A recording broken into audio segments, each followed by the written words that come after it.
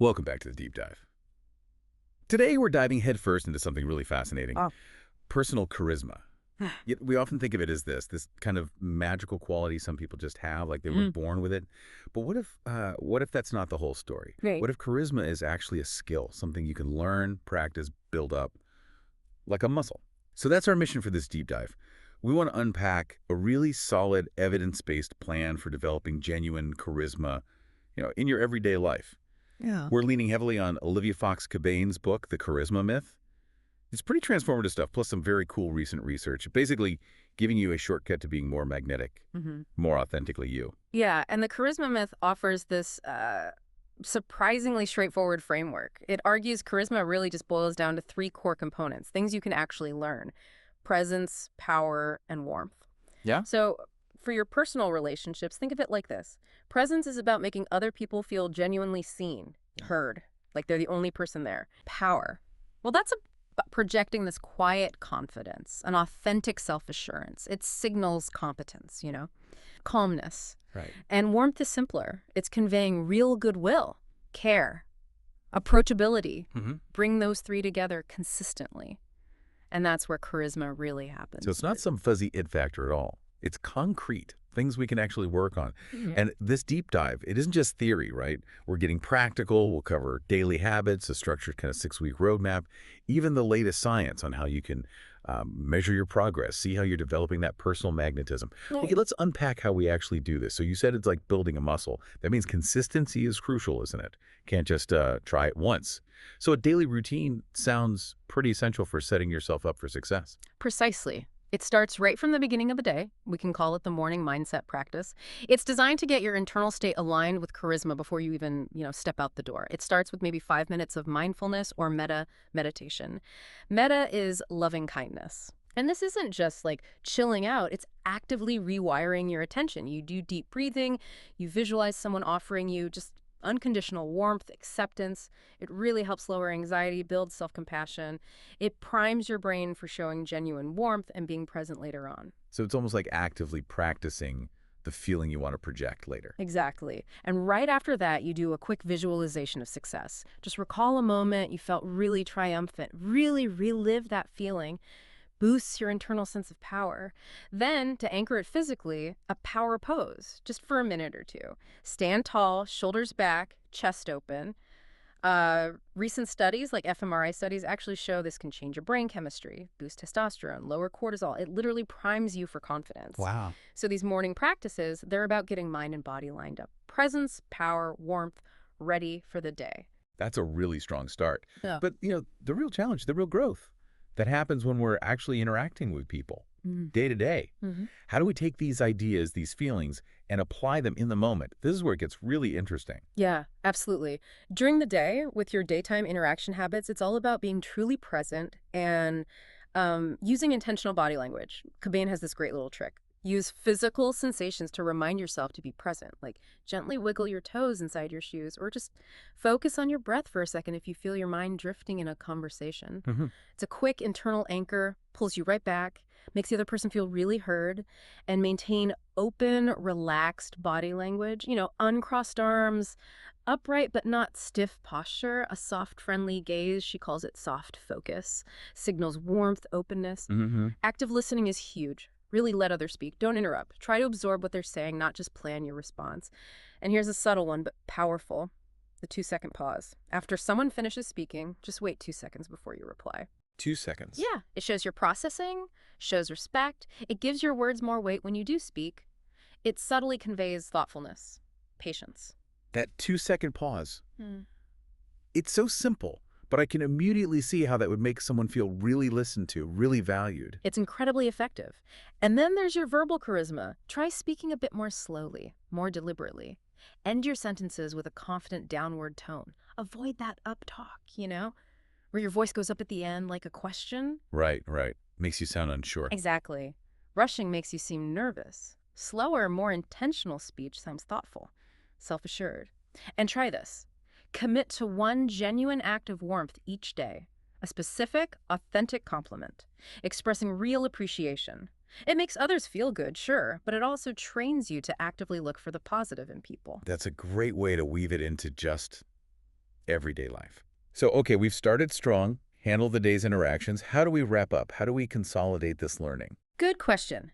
In the evening, it's time for reflection and calibration. Just 5 minutes? Maybe journal or just mentally review your interactions. Ask yourself, was I really present? Did I feel confident? Was I genuinely warm, kind? Know your successes, definitely, but also note areas for improvement. And gently, though, without beating yourself up, it's about learning. Yeah, self-compassion seems key here. Absolutely. Every awkward moment or setback is just data. It's a learning experience. Yeah. And if you did feel negativity or discomfort, use Cabane's destigmatize, neutralize, rewrite process. Destigmatize. Remind yourself discomfort is normal. Everyone feels it. Neutralize. Consciously let go of the negative thought. Rewrite. Find a kinder, more empowering interpretation of what happened. Okay. Destigmatize, neutralize, rewrite. Exactly. And finally, plan for tomorrow. Set one small, achievable charisma goal, like tonight at dinner, I'll give my partner my full attention, no phone. It just reinforces the learning, builds momentum. That really is a complete cycle, isn't it? Mind-body interaction review. Very thorough. But for those of us, maybe, who like a more structured approach, a step-by-step path, is there something like a roadmap for building these skills systematically? Definitely. We can outline a 6-week charisma roadmap. Think of it as progressive training, where each week builds on the skills from the week before.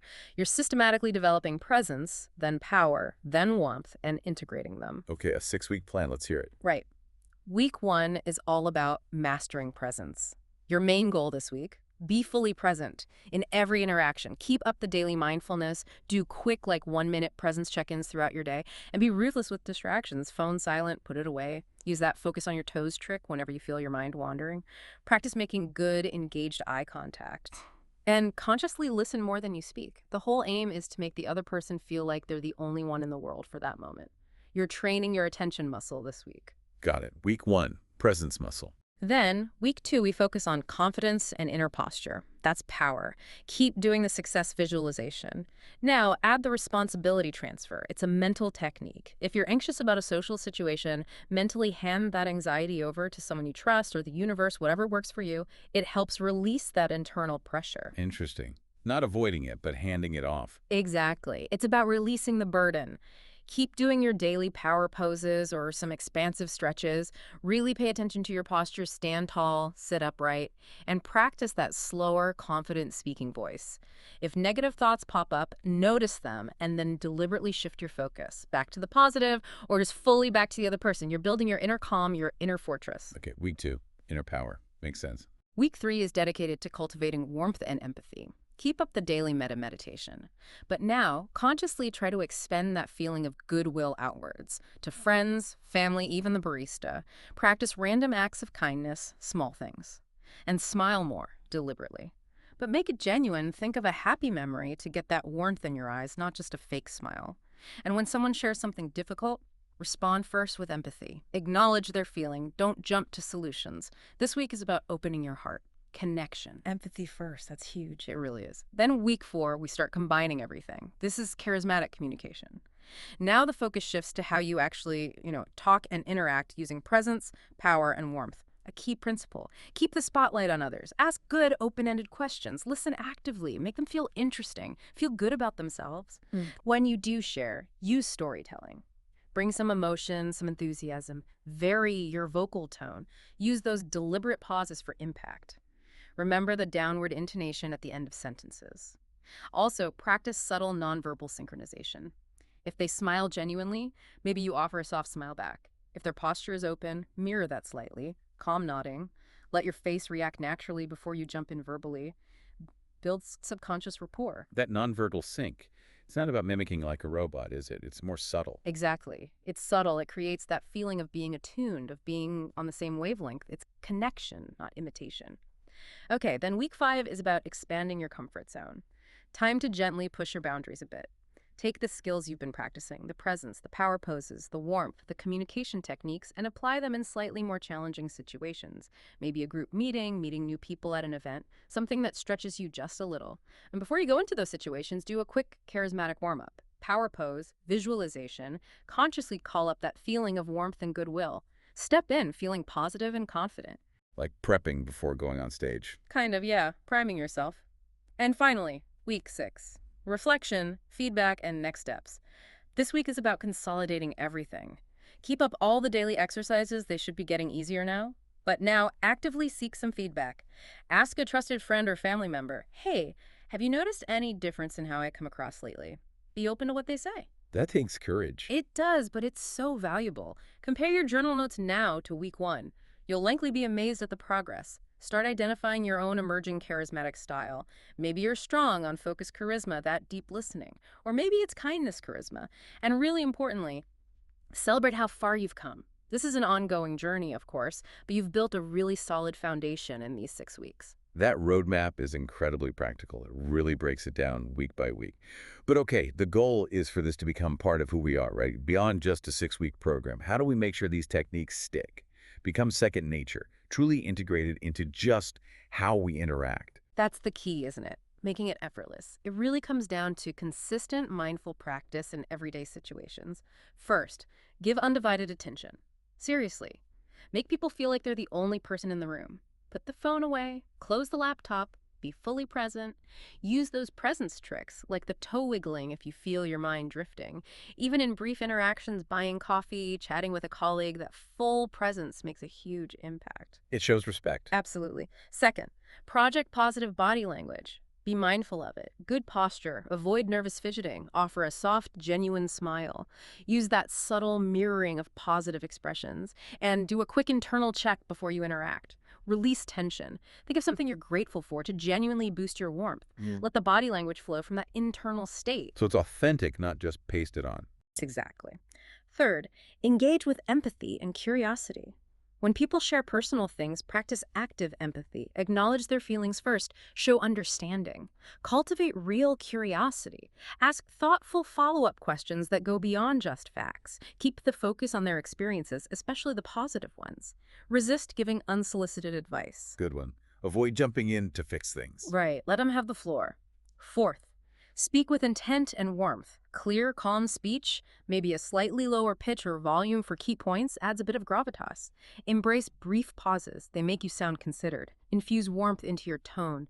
Try to cut down on filler words like and like. And this is important. Learn to accept compliments gracefully. Just a simple, confident thank you. Don't brush them off. Finally, manage conflict with warmth plus strength. Difficult conversations are where charisma can really shine or falter. If you need to give criticism, do it with empathy, focusing on the behavior, not the person. If someone is upset with you, listen fully. Don't get defensive. Respond with accountability and warmth. Something like, I really hear that. I see why you're feeling hurt, and I'm truly sorry. Handling conflict with grace is incredibly charismatic. Wow, that covers so many angles of interaction. Really practical stuff. But, charisma, it feels intangible sometimes. Yeah. How do you actually measure if you're getting better at this? How can you track your growth? That's a great point, and you absolutely can track it. It's important for staying motivated, too. Huh. First, your personal journal and self-rating. Keep doing that daily or weekly check-in. Rate yourself maybe 1 to 5 on presence, power, warmth. But the qualitative notes are key. Felt really connected in that meeting or struggled to stay present during that call. Look for the numbers to trend up, sure, but also for the tone of your notes to become more positive, more confident over time. Seeing the patterns. Exactly. Second, ask for feedback from trusted others. Don't do it constantly, but maybe every few weeks or months. Ask someone close. Hey, honestly, have you noticed any shifts in how I communicate or connect lately? Their outside perspective is gold. Third, look for behavioral indicators. These are the external signs. Are your conversations getting longer, feeling easier? Are you initiating more? Are people seeking you out more often? More invites, less social anxiety. These are real-world results. Okay, concrete things to look for. Yes. And finally, do some before and after reflection. Think back to how you felt and acted in social situations before you started this, compared to now. Are you doing things naturally now that felt forced before? That subjective feeling more at ease, more yourself, more confident? That's a really powerful measure of your progress. It's amazing how much of this is actually observable and measurable when you break it down. Now, Cabane's book laid a fantastic foundation, but science doesn't stand still. What are some of the newer discoveries? What's happening on the frontiers of charisma research that maybe adds to or refines this understanding? Oh, it's a really active area. Recent research is adding fascinating layers. For instance, a 2023 study showed charisma can actually cascade through groups. Cascade. How so? Well, it's not just about the leader. It can flow to followers. Interestingly, people who are low self-monitorers, those who tend to act consistently with their inner feelings, mirrored charismatic behaviors more authentically. Whereas high self-monitorers who adapt more to social cues, their mirroring sometimes came across as less genuine, less charismatic. So authenticity really matters, even in how we connect nonverbally. Precisely. Then there's a lot on the power of gaze and nonverbal signals. Research confirms that intentional engaged eye contact makes leaders way more influential, boosts follower approval. And get this, there are now tools like Charismulator VR training systems. Seriously, VR for charisma. Yeah, they give you real-time feedback on your facial expressions, your micro gestures, even your voice modulation, helping you fine-tune those subtle cues that signal charisma. It's like a practice lab. And looking forward, a Guardian report from April 2025 really stressed that charisma is perceived. It's strongest when leaders create a sense of us. Shared identity, relatable struggles, making people feel like they belong. It's about connection over command. That one of us feeling. Exactly. Also, a 2025 leadership study pinpointed strategic vision plus empathy as key drivers of charisma. Leaders who can paint a compelling future and connect emotionally.